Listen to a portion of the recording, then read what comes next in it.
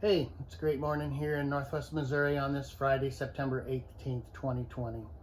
It's great because I was out traveling again this week, and today's update focuses on those recent travels amid the beginning of harvest. A harvest report from Kentucky, USDA updates, and the challenges of 2020. This photo came across my timeline this week and captures 2020 perfectly. Who is old enough to remember or has seen this movie? What's its name? It's interesting how we can remember exactly some moments in time based upon our own life events. This movie first aired in July of 1975, and I vividly remember the time because Kathy and I first saw it at its release in a theater. Kathy was 7.5 months pregnant with our first child. Only 2 of the characters in this movie returned from their journey safe, swimming back to shore, and 2020 feels like that some days. And just a week ago, today, we stopped and remembered those lost during the tragedy of 9/11. Never forget. I'm sure all of you remember where you were that day 19 years ago. That's a date that makes us stop and remember who we were with and causes us to reach out to them again. Our thoughts and prayers also go out to families and firefighters on the West Coast as forests ravaged by the ash beetle continue to burn. We need a better forest plan that allows for grazing and logging in those areas to help clear the damaged vegetation.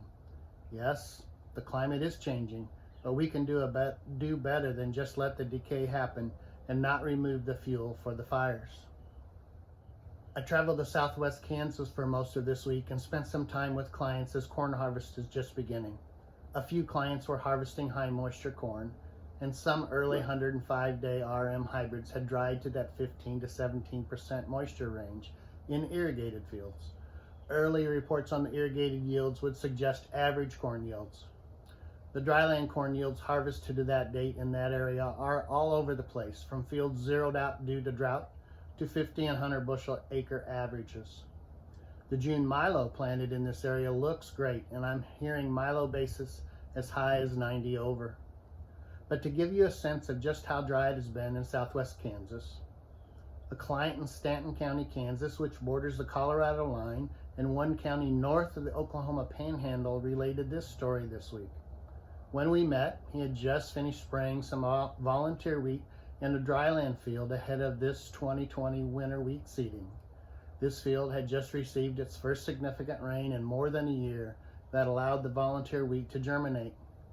The volunteer that had emerged was from the 2018 winter wheat crop that was harvested 14 months earlier, as this field had been fallowed since that time.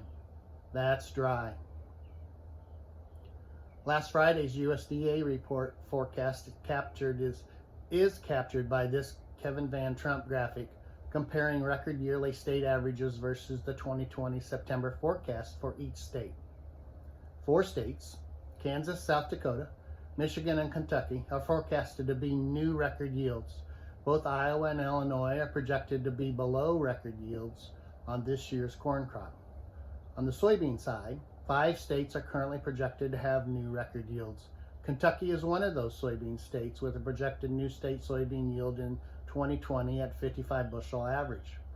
This potential new state yield average was supported from my teammate from the eastern U.S., who had a harvest report from a client in western Kentucky this week. That client was cutting their first Xtend soybeans with a field average above 90 bushels per acre, as seen by this video. This same client had completed harvest on his first 1,500 corn acres with an overall average of 230. Both crop, if the yields are maintained at this level through the balance of harvest, would be well above average for that geography and client. Our thanks to Mike Chalfant for sending those harvest reports and video. I expect more from my teammates as harvest progresses across the U.S. I'll have more harvest reports in a week as my travels continue. Until then, stay safe